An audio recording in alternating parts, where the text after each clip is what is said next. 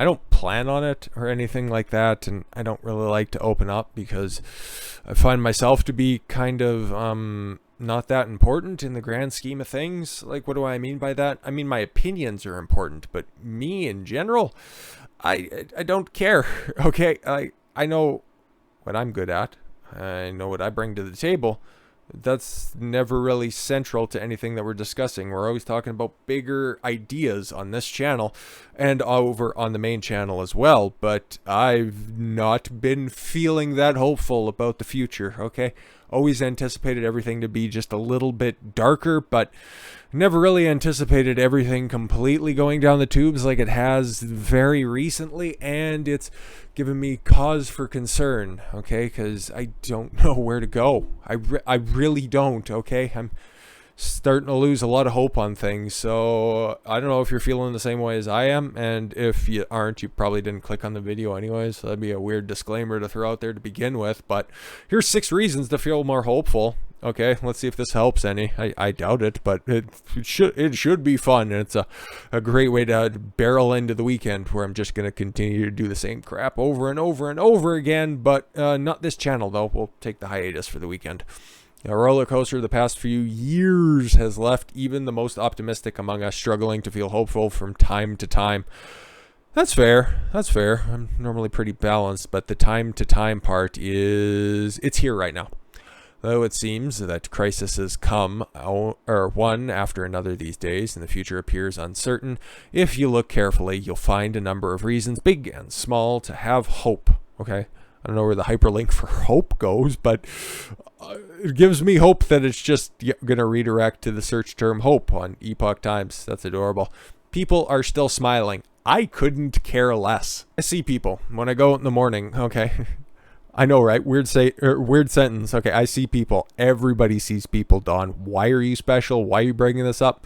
When I'm out running in the morning, okay, I see people, and they are miserable people. If I can see them, if they aren't all bundled up with their toques down to their eyebrows and their masks up to their noses, I don't know if they're smiling, because most of them are just miserable that they have to walk their dog. Oh, it's cold, and why aren't you wearing a thick, heavy coat? Because I'm running, you simpletons. One of my favorite pastimes, okay, is taking a walk, one of the many local boardwalks near my coastal town.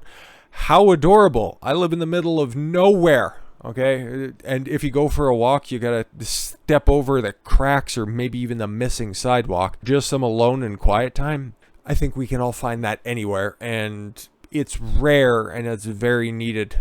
There's nothing like ocean air to lift your spirits and give you perspective. Wouldn't know, but I get it. You probably have unique surroundings around you, and that's what the point of this is supposed to be. It also gives me perspective along the walk as I'm a parade of friendly and smiling people. I cannot relate to this one, and I don't get any energy off of other people, but maybe you do. Good morning, they say over and over and over. That sounds like hell on earth, but there's a pod of dolphins just a way back. Take a look. A beautiful day, isn't it? I'm sure it's great wherever you live, and it's a wonderful place. In addition, I've found that when you look for smiling faces, you find them everywhere. And even if those people aren't smiling, if you're out on a run first thing in the morning and you see people like I do, if you just look, if they're actually going to have their head up and you just nod, you give a smile as well, you might actually see a smile back. So I get where you're coming from, and I can relate a little bit. Smiling faces are contagious, compassionate, calm, and hopeful. It's not all doom and gloom. Just look around and, you know what, make an effort. But if you see the same people over and over every day, and they still look gloomy every time that you see them, then you can play a little game with yourself and then just realize that, wow, they're a miserable person, and ain't that funny that they keep doing the same things over and over again, producing the same amount of misery. Cool, must suck to be them. Families are strong, okay? Though they may have not anticipated setting up their office and their dining room or their school and their kitchen. No, you should be homeschooling. We talked about that yesterday. Many families have ridden this storm together. Sweet. It hasn't been easy, of course, but for many it has been both a bonding experience and an eye-opening one. All right. Though stressed out about world events and whatever specific difficulties as time has challenged with them, many families were able to make their home a refuge. Yeah, what if you live with like really terrible, selfish people who just constantly make worthless noises all the time, or everything needs to be a moaning and complaining session, well, then you just walk away and you don't feed into it. You focus on what you can do. Further, many have reevaluated the places they live, the ways they spend their time, the careers they're in, the education their children are receiving, and the values they hold dear, and more, and many more things.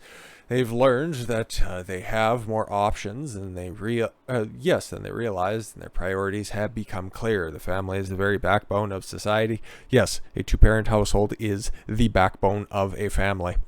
And I believe many families are stronger today than they have been in a long time. I'm going to need you to cite your source on that one. History is being studied by some people, and hopefully that's enough. Hopefully.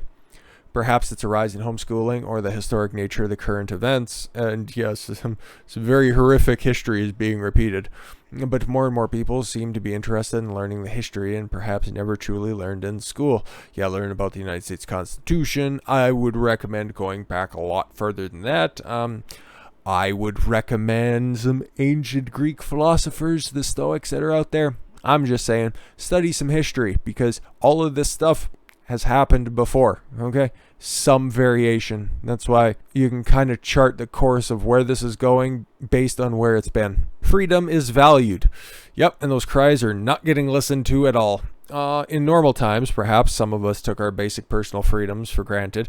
Yeah, because you didn't have to think about it. Okay, most of this stuff was simply on autopilot, and we got taken advantage of before that.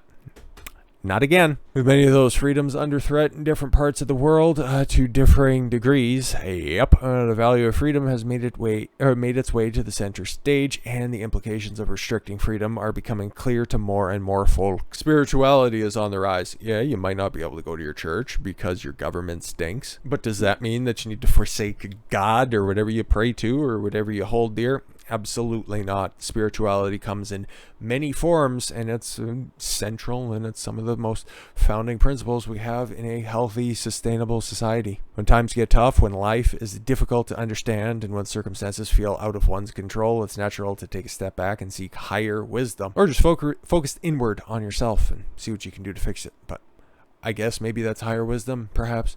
Many people have embarked on a spiritual journey during this time. In this, there's hope, I guess. The sun still rises. Yep. Memento mori. Remember, we're all going to die. But then again, use that statement on everything else. Eventually, the trouble that you're facing in life, it's going to be over. Okay? Nothing lasts forever. You can take that. You can take that as a condemnation of everybody that you love is eventually going to die. You're going to die. Everybody's going to die. Everybody dies. Or you can take that as an opportunity to be thankful for the time that you spent with those people. Take that as a reminder that your life is going to mean something to somebody. You might as well make the best out of it. Or that, like I said before, if you're in a tough time right now, if you work on it, if you fix it, eventually that problem's going to be over. Oh, this braggart here. I'm an early riser. Yeah, we'll throw my... whatever. One of my favorite parts is walking before the sun the sun is bearing witness to the slow beauty of each morning's sunrise. What a hopeless romantic. The dark of night gives way to gradual light, a scheme of colors unique to each day, accompanied by the celebratory sounds of birds' morning chorus. Yup. That is fair. That is true. It's a reminder that life presses on and the earth continues to revolve around the sun uninterrupted at exactly on time. It makes worry seem futile in the grand scheme of things. Each day is a gift and an opportunity, a fresh start full of hope. You darn right. I don't know who needed to hear it, but I know I needed to read it because I at least feel a little bit better at the end of this. Have a great weekend, everybody. Catch you around on Monday. I've been Don Consuelo. I want you to follow your gut and get after it. Take care, everyone.